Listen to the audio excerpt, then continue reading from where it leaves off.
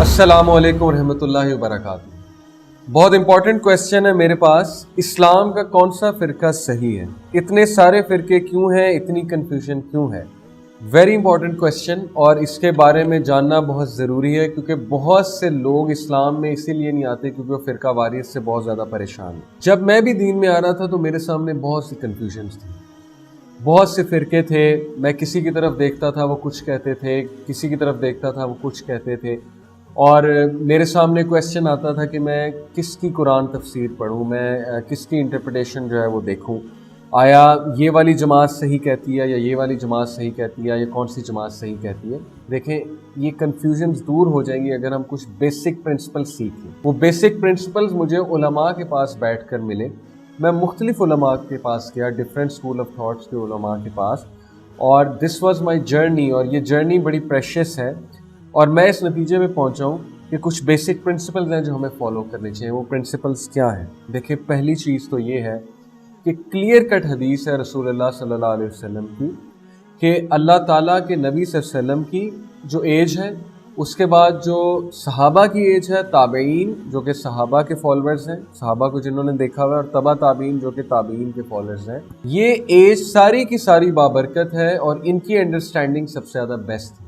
तो ये हमें नबी सल्लल्लाहु अलैहि वसल्लम ने बताया कि follow the best generation, these three generations, सहाबा, ताबईन, तबा ताबईन।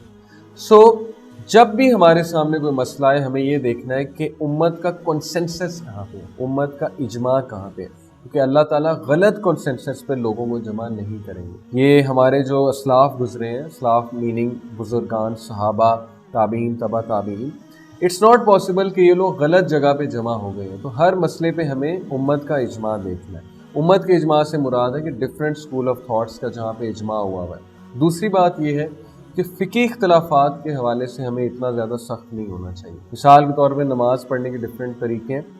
अगर आप समझते हैं कि जो नमाज आप पढ़ते हैं कुरान और हदीस के ज़्यादा करीब है, और मुस्लिम जो स्कॉलर्स हैं और जो बेस्ट ऑफ जनरेशन है उसका जो इजमा है, कॉन्सेंसस, उसके ज़्यादा करीब है, तो गो फॉर इट। बट अगर आप देखते हैं किसी को मुख्तलिफ तरीके से नमाज पढ़ते हुए, तो इसमें बहुत ज़्यादा शिद्दत नहीं अपनानी चाहिए। ये है the way out. These are the basic principles के फ़िकी इख्तलाफात को लेकर हमें इतना शदीद नहीं होना चाहिए, लेकिन हाँ, अकीदे के जो इख्तलाफात हैं उनके बारे में हमें सीरियस होना चाहिए।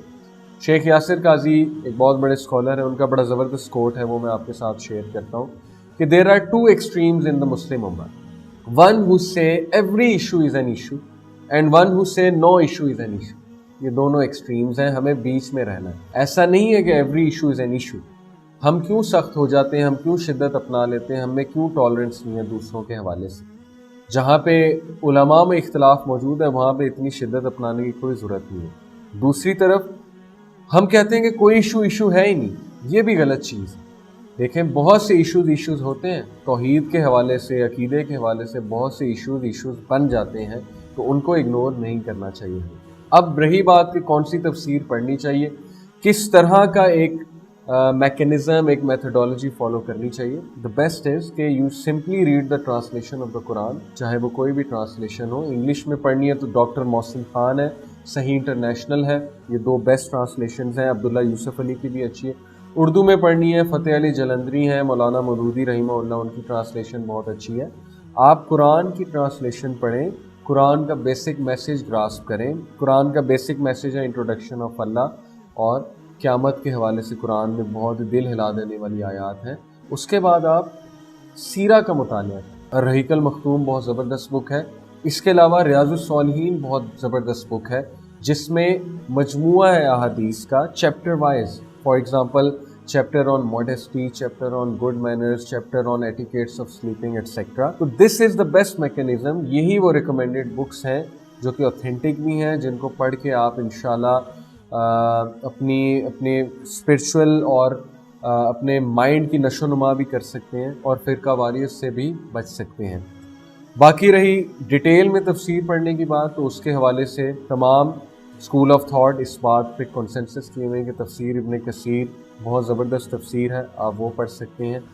But follow the basic principle जो मैंने आपको बताए हैं।